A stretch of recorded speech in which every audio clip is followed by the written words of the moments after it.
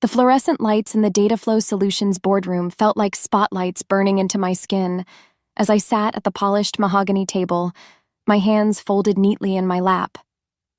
12 pairs of eyes watched my husband Marcus stride to the front of the room, his expensive Italian suit perfectly pressed, his smile radiating the kind of confidence that had fooled everyone for years. But not me. Not anymore. "Ladies and gentlemen," Marcus began, clicking his presentation remote with theatrical flair, "today marks a new chapter for Data Flow Solutions. The Morrison Industries deal I've secured will bring us $42 million in revenue over the next 3 years." Murmurs of approval rippled around the table. Jennifer Walsh, our CEO, nodded approvingly from her seat at the head of the table. David Rodriguez, Marcus's best friend and fellow executive, gave him an encouraging thumbs up. Tom Bradley, the company founder, sat quietly in the corner, his weathered face unreadable. I knew what was coming next. Marcus had rehearsed this moment at home, practicing his cruel joke in our bathroom mirror while I pretended to sleep. My stomach churned as he reached into his briefcase with exaggerated slowness. "But before we celebrate this victory," Marcus continued, his voice dripping with false sincerity, "I have some personal business to address." The room fell silent. Marcus pulled out a manila envelope and walked directly toward me, his footsteps echoing against the marble floor. Every eye in the room followed his movement. I could feel the tension building like electricity before a storm. With a dramatic flourish, Marcus slid the envelope across the table until it stopped directly in front of me. The papers inside made a soft rustling sound that seemed deafening in the quiet room. "Sarah," he said, his voice loud enough for everyone to hear, "consider this your severance package." David snickered from across the table. 2 other executives joined in with nervous laughter. Marcus's grin widened as he basked in their approval, completely oblivious to the trap he had just walked into. I stared down at the divorce papers spilling from the envelope, my heart pounding so hard I was sure everyone could hear it. 8 years of marriage reduced to legal documents, 8 years of supporting his career, sacrificing my own dreams, enduring his lies and betrayals. "Don't look so shocked, sweetheart," Marcus continued, turning back to face the room. "We both know this marriage has been over for months. Now everyone else knows, too." More uncomfortable chuckles echoed around the table. Jennifer Walsh shifted in her seat, clearly disturbed by the public humiliation. But Marcus was just getting started. "Now, where were we?" he said, clicking to the next slide in his presentation. "Ah, yes, the Morrison deal, breakdown." But something was wrong. Marcus's confident expression flickered for just a moment as he glanced at the screen behind him. The slide that should have shown revenue projections displayed something entirely different. Bank statements, financial records, email screenshots, document after document of evidence that would destroy everything Marcus had built. The room erupted in gasps and shocked whispers. Marcus spun around to face the screen, his face draining of all color as he saw his crimes displayed in high definition for everyone to see. "What the hell is this?" he stammered, frantically clicking his remote. But the slides kept advancing, each one more damning than the last. Embezzled funds, falsified reports, stolen credit for other employees' work. 3 months of careful documentation that Tom and I had gathered in secret. David's snickering stopped abruptly. The other executives leaned forward in their chairs, studying the evidence with growing horror. Jennifer Walsh's face hardened into a mask of fury as she realized the scope of Marcus's betrayal. Marcus turned to look at me, his eyes wide with panic and confusion. For the first time in years, he was speechless. The man who had humiliated me in front of his colleagues, who had cheated on me with his assistant, who had stolen from the company that trusted him, finally understood that his perfect world was crumbling. But this was only the beginning. What do you think Marcus will do when he realizes his wife has been planning this revenge for months? Drop a comment below and let me know if you think he deserves what's coming to him. 6 months earlier, the Dataflow Solutions annual gala sparkled with champagne glasses and forced smiles. I stood beside Marcus in my emerald green dress, the one he'd chosen because it made me look like a proper executive's wife. His hand rested possessively on my lower back as we mingled with the company's elite. "Sarah, you look absolutely radiant," gushed Patricia Morrison from Morrison Industries, the same company Marcus would later claim to have single-handedly secured. "Marcus is so lucky to have such a supportive wife." I smiled the practiced smile I'd perfected over 8 years of marriage. "Thank you, Patricia. I'm just proud of everything Marcus has accomplished." Marcus squeezed my waist, his grip just a little too tight. "Sarah gave up her marketing career to support mine," he announced to the small crowd gathered around us. "Not many women would make that sacrifice." The way he said it made my stomach twist, like I was some noble martyr instead of a woman who'd been slowly erased from her own life. I'd been the marketing director at a successful firm before Marcus convinced me that his career needed my full attention. "How romantic," Patricia sighed. "True partnership." If only she knew about the late nights Marcus spent working with his 24-year-old assistant, Rebecca, or the way he spoke to me when no one else was listening. "Marcus, congratulations on the Henderson account," said Robert Chen, one of the senior partners. "Brilliant strategy work." I watched Marcus's face light up with pride as he accepted praise for work that actually belonged to Janet Williams from the strategy department. I'd seen the original proposals in his briefcase at home, Janet's name carefully whited out and replaced with his own. "Just doing my job," Marcus replied with false modesty. Though I have to admit, it required some creative thinking. Creative thinking. That's what he called stealing other people's ideas. The evening continued with more congratulations, more praise for my devoted husband. I played my part perfectly, laughing at his jokes, agreeing with his opinions, never contradicting him in public. But inside, something was shifting. When we finally returned home to our pristine suburban house, Marcus immediately loosened his tie and grabbed a beer from the refrigerator. "Great night," he said, not looking at me. "The Morrison deal is practically in the bag." "Patricia seemed lovely," I offered, hanging up my coat. "She's useful," Marcus replied, scrolling through his phone. "Her husband controls half the tech contracts in the city." I watched him type rapidly, his fingers flying across the screen. At 11:30 at night, he was texting someone with urgent intensity. When I moved closer, he quickly turned the phone away. "Work emergency," he said without looking up. "You know how it is." But I'd seen enough to catch a glimpse of the contact name, Rebecca, with a heart emoji. "I'm going to bed," I announced, testing him. He grunted, still focused on his phone. "I'll be up in a few minutes." Those few minutes turned into 2 hours. I lay in our king-sized bed, staring at the ceiling, listening to Marcus's muffled laughter drifting up from the living room. He was video chatting with someone, his voice low and intimate in a way he hadn't spoken to me in years. The next morning, I found his laptop open on the kitchen counter. Marcus was in the shower, singing off-key like he always did when he was in a particularly good mood. Steam drifted from under the bathroom door as I glanced at the screen. Financial spreadsheets filled the monitor, but something looked wrong. The numbers didn't match the reports I'd seen him bring home from the office. Client payments were listed at different amounts, with unexplained transfers to accounts I didn't recognize. My marketing background had taught me to spot inconsistencies, and these numbers were full of them. Either Marcus was incredibly careless with his record-keeping, or something much more serious was happening. The shower turned off upstairs. I quickly closed the laptop and busied myself making coffee, my mind racing with questions I wasn't ready to ask out loud. Marcus appeared in the kitchen 15 minutes later, his hair still damp, wearing the charcoal suit that made him look like the successful executive everyone believed him to be. "Morning, beautiful," he said, kissing my cheek with the same casual affection he'd show a sister. But as he grabbed his briefcase and headed for the door, I noticed something that made my blood run cold.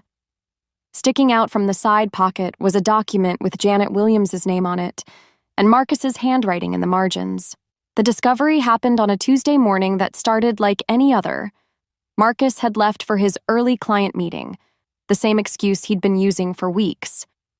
I was cleaning his home office, something I'd done countless times before, when his laptop chimed with an incoming message. The screen was still open from the night before. Marcus had fallen asleep on the couch again, claiming he was too exhausted to come to bed. As I reached to close the laptop, a notification popped up that made my heart stop. "Can't wait to see you tonight, baby. Last night was incredible." R. My hands trembled as I stared at the message. Rebecca, his assistant. The young woman with the bright smile who always seemed to find excuses to work late with my husband. I knew I should close the laptop and pretend I'd never seen it. That's what the old Sarah would have done. The Sarah who'd spent 8 years making excuses for Marcus's behavior. But something inside me had shifted during those sleepless nights listening to his secret phone calls. I clicked on the message thread.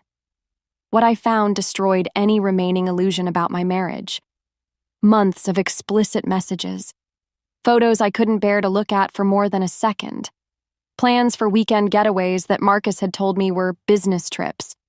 Rebecca calling him Daddy, and Marcus responding with promises about leaving his boring wife once his promotion came through. My legs gave out. I sank into Marcus's leather desk chair, the same chair where he'd sat just hours earlier, probably texting her while I made his dinner. But the messages were just the beginning. As I scrolled through his recent files trying to understand how long this had been going on, I stumbled across something even worse. Financial documents, bank statements for accounts I'd never heard of, client contracts with altered payment amounts, a spreadsheet labeled personal fund that showed systematic transfers from Data Flow Solutions accounts to Marcus's private banking. My marketing background kicked in, and I began analyzing the numbers with growing horror. Marcus wasn't just cheating on me, he was stealing from the company. Hundreds of thousands of dollars over the past 2 years, carefully skimmed from client payments and project budgets. I found invoices where Marcus had inflated costs and pocketed the difference. Expense reports for business trips that had actually been romantic getaways with Rebecca. Even worse, I discovered he'd been taking credit for other employees' work, submitting their proposals under his own name and collecting bonuses for their achievements. The Janet Williams document I'd glimpsed weeks earlier was just one of dozens. Marcus had built his entire reputation on stolen ideas and embezzled money. My phone buzzed with a text from Marcus. "Working late again tonight. Don't wait up." I stared at the message, knowing he was probably already with Rebecca, planning their next betrayal while I sat in our house surrounded by evidence of his crimes. But who could I tell? Marcus had carefully cultivated relationships with everyone at Data Flow Solutions. His charm offensive had worked on the entire executive team. If I accused him without concrete proof, he'd find a way to discredit me. He'd probably claim I was a jealous wife having a breakdown. Then I remembered Tom Bradley. Tom had been my mentor when I first started in marketing, before I met Marcus. He'd tried to convince me not to give up my career, warning me that depending entirely on someone else was dangerous. I'd dismissed his concerns as old-fashioned thinking, but now his words echoed in my mind.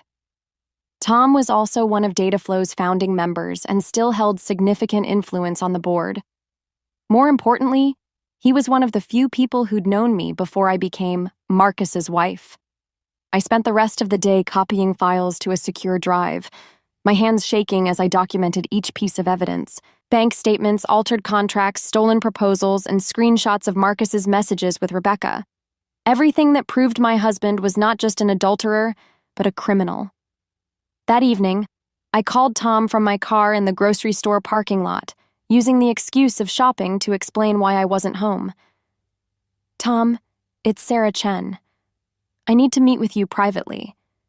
It's about Marcus, and it's urgent." There was a long pause before Tom responded, his voice careful and measured.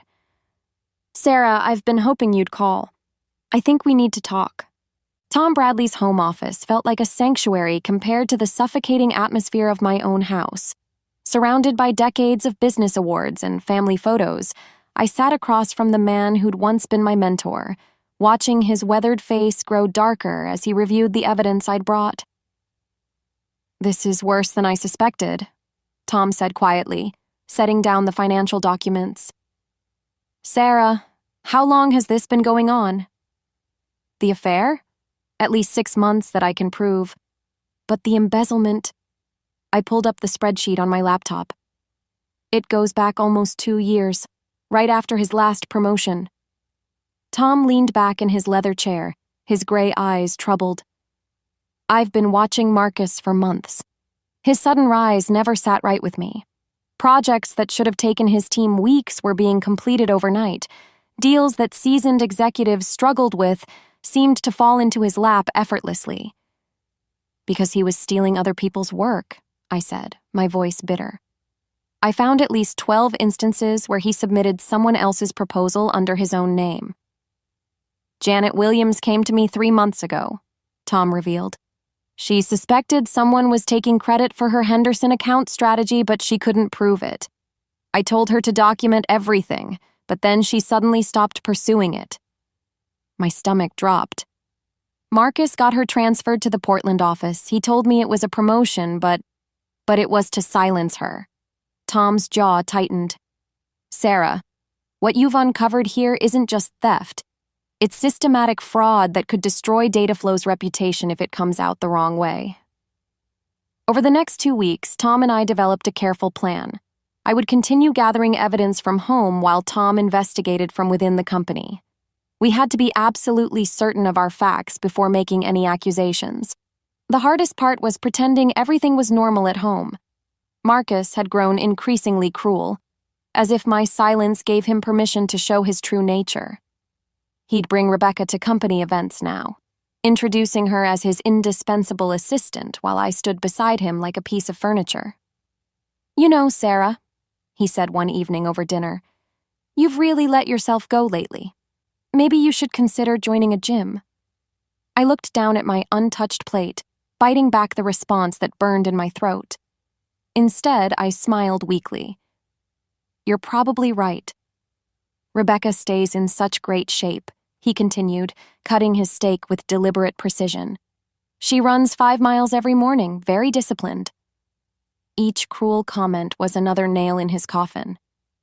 I'd started recording our conversations on my phone, documenting his emotional abuse alongside his financial crimes. Meanwhile, Tom was making his own discoveries. He'd gained access to Marcus's office computer during a weekend maintenance check and found even more damning evidence. Marcus had been manipulating client billing, adding phantom expenses and routing the excess payments to his personal accounts. "He's stolen over $300,000, Tom told me during one of our secret meetings at a coffee shop across town. "And that's just what I can trace. The real number could be much higher." But Marcus wasn't just stealing money. Tom discovered he'd been selling confidential client information to competitors, using his access to Dataflow's systems to gather intelligence that he then sold for additional profit. "He's been playing both sides," Tom explained, showing me encrypted emails on his tablet. "Bidding against his own company on contracts, then using inside information to undercut our proposals. The evidence was overwhelming, but we needed the perfect moment to reveal it." Marcus was scheduled to present the Morrison Industries deal at the next board meeting, the same deal he'd been bragging about for weeks. "He's planning something," I told Tom after another evening of Marcus's increasingly aggressive behavior. "He keeps talking about big changes and how some people are going to be very surprised soon." Tom's expression grew grim. "Jennifer mentioned he's requested a private meeting with her after the board presentation. Sarah, I think he's planning to make his move." That night, I found divorce papers hidden in Marcus's briefcase. Not drafts or notes from a lawyer, but finalized documents ready for filing. My hands shook as I photographed each page, understanding finally what Marcus's big surprise would be. He was planning to humiliate me publicly, probably at the board meeting, while simultaneously securing his biggest deal. In his mind, it would be his moment of ultimate triumph. He had no idea it would be his downfall. The announcement came on a Friday evening, delivered with Marcus's trademark arrogance as he loosened his tie and poured himself a scotch. I was folding laundry in the living room, playing the role of the dutiful wife one last time. "I've made a decision about us, Sarah," he said, not bothering to look at me as he spoke. "I'm filing for divorce." I kept my hands steady as I folded one of his dress shirts, the same shirt he'd worn to his secret lunch with Rebecca just 2 days earlier. "I see." "Don't act surprised," Marcus continued, swirling his drink. "We both know this marriage has been dead for years. You've become comfortable, complacent. I need someone who challenges me, who matches my ambition. Someone like Rebecca, he meant, someone young and impressed by his stolen success. The papers will be filed Monday," he said, finally turning to face me. "I'm going to announce it at the board meeting on Tuesday, right after I present the Morrison deal." My blood ran cold. "At the board meeting? Marcus, that's very public." His smile was cruel and calculated. "I want everyone to see that I'm starting fresh. New deal, new life, new everything. It'll be quite the presentation." I forced myself to look hurt and confused, which wasn't difficult given the circumstances. "You're going to humiliate me in front of your colleagues?" "I'm going to be honest about our situation," he corrected. "Besides, it's not like you have any real connection to the company anymore. You gave up your career, remember? This is my world now." That weekend, while Marcus spent his time with Rebecca at what he told me was a client retreat, Tom and I finalized our plan.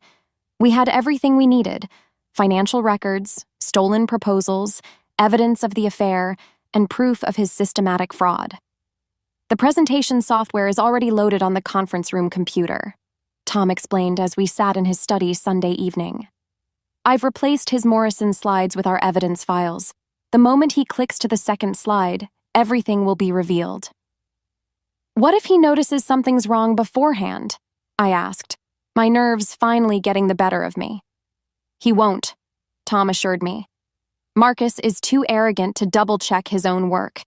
He assumes everything will go exactly as he's planned." Monday morning arrived with Marcus in an unusually good mood. He hummed in the shower, spent extra time styling his hair, and chose his most expensive suit, the navy blue Armani that made him feel invincible. "Big day tomorrow," he said over breakfast, not bothering to hide his excitement. "The Morrison presentation is going to change everything." "I'm sure it will," I replied, and for once, I was telling the complete truth. That evening, Marcus brought the divorce papers home and left them conspicuously on the kitchen counter. He wanted me to see them, to understand that my fate was sealed.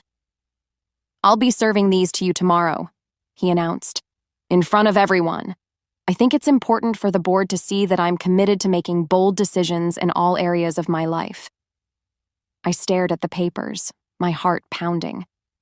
"Marcus, please, don't do this publicly. I'll sign whatever you want, but don't humiliate me like this." "Humiliation?" He laughed, the sound sharp and cold. "Sarah, this is liberation. For both of us. You'll finally be free to find someone more suitable to your level." The cruelty in his voice was breathtaking.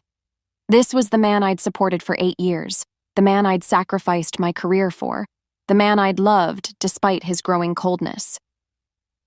"Besides," he continued, "David and the others think it's brilliant. A power move that shows I'm not afraid to make tough decisions. They're looking forward to the show."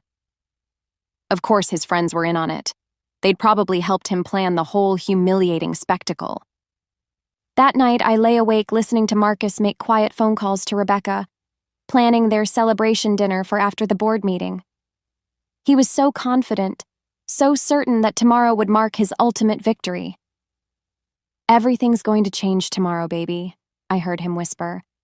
"After the presentation, after I deal with Sarah, we can finally be together openly." I closed my eyes and thought about Janet Williams, transferred to Portland to keep her quiet, about all the employees whose work Marcus had stolen, about the company funds he'd embezzled to pay for his affair.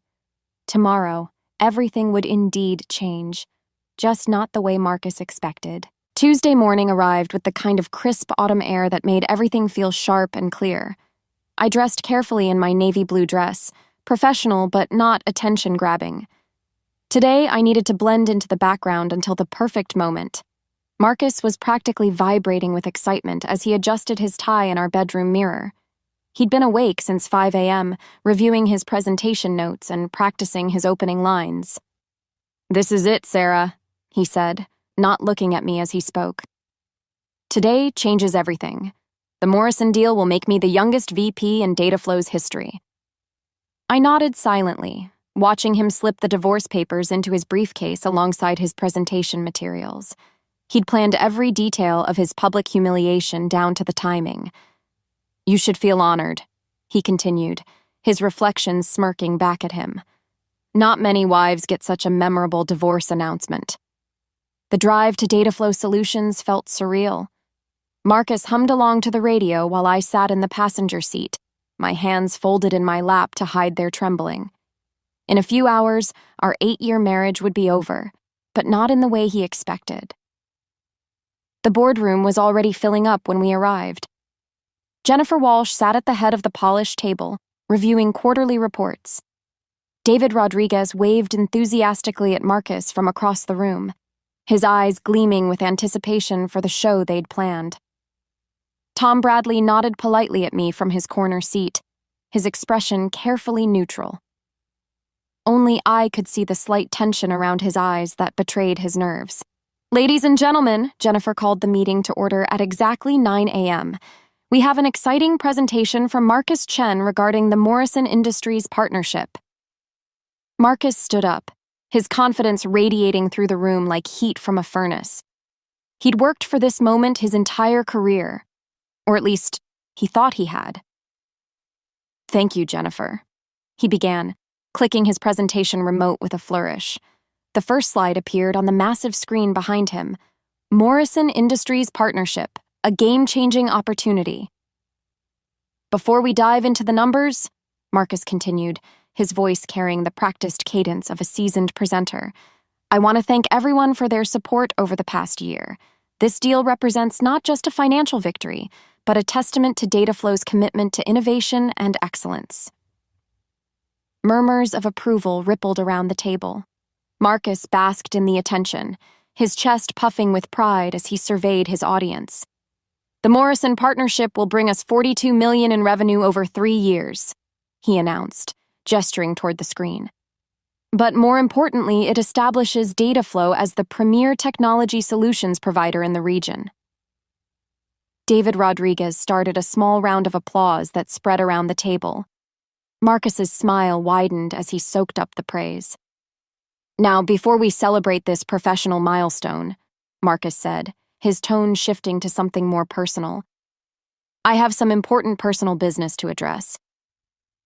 The room fell silent. I felt every eye turn toward me as Marcus reached into his briefcase with theatrical slowness. My heart hammered against my ribs, but I kept my expression neutral. "Change is never easy," Marcus continued, pulling out the manila envelope containing our divorce papers. "But sometimes, bold decisions in our personal lives mirror the bold decisions we make professionally." He walked toward me with deliberate steps, his expensive shoes clicking against the marble floor. The envelope felt heavy with symbolism as he placed it directly in front of me. "Sarah," he announced, his voice carrying across the silent room, "consider this your severance package." David's snicker broke the tension, followed by nervous laughter from 2 other executives. Marcus's grin widened as he fed off their approval, completely absorbed in his moment of triumph. "Don't look so shocked, sweetheart," he said, turning back to face the room with his arms spread wide. "We both know this marriage has been over for months. Now everyone else knows too." More uncomfortable chuckles echoed around the table. Jennifer Walsh shifted in her seat, clearly disturbed by the public spectacle, but Marcus was just getting started. "Now then," he said, clicking to advance to his next slide, "let's talk about those Morrison deal specifics." But as the screen changed behind him, Marcus's confident expression began to falter. Something was wrong. Very wrong. The screen behind Marcus erupted with evidence that made the entire boardroom gasp in unison. Bank statements showing systematic theft, email screenshots revealing his affair with Rebecca, stolen proposals with other employees' names whited out and replaced with his own. Marcus spun around to face the screen, his face draining of all color as he saw his crimes displayed in devastating detail. "What the hell is this?" he stammered, frantically clicking his remote. But the slides kept advancing automatically, each one more damning than the last. $347,000. Tom Bradley's voice cut through the shocked silence as he stood from his corner seat. "That's how much you've stolen from this company over the past 2 years, Marcus." The room erupted in chaos. Board members leaned forward, studying the financial records with growing horror. David Rodriguez's smug expression melted into panic as he realized his friend's downfall would drag him down too. "This is impossible," Marcus protested, his voice cracking. "Someone's doctored these files. This is a setup." "Is it?" Jennifer Walsh's voice was ice cold as she stood up, her eyes fixed on the screen showing Marcus's explicit messages with Rebecca. "Because these look very real to me." Another slide appeared. Security camera footage of Marcus entering the office at midnight, accessing files he had no authorization to touch. Then came the recorded phone calls where he sold confidential client information to competitors. "You've been playing both sides," Tom continued, his voice steady and authoritative.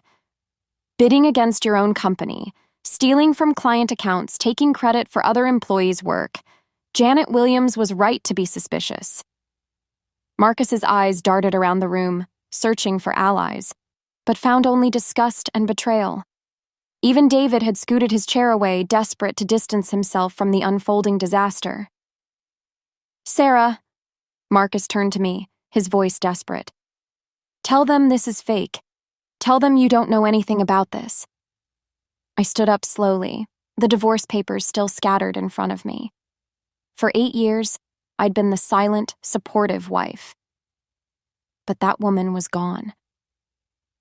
"I know everything, Marcus," I said, my voice carrying clearly through the silent room. "About Rebecca, about the money you stole, about the employees whose work you claimed as your own, about the clients you betrayed." His mouth opened and closed like a fish gasping for air. You did this?" "We did this," Tom corrected, moving to stand beside me. "Sarah came to me 3 weeks ago with evidence of your crimes. We've been documenting everything since then." The final slide appeared on screen, a comprehensive timeline of Marcus's fraud, complete with dates, amounts, and victims. The Morrison deal itself was revealed as another theft.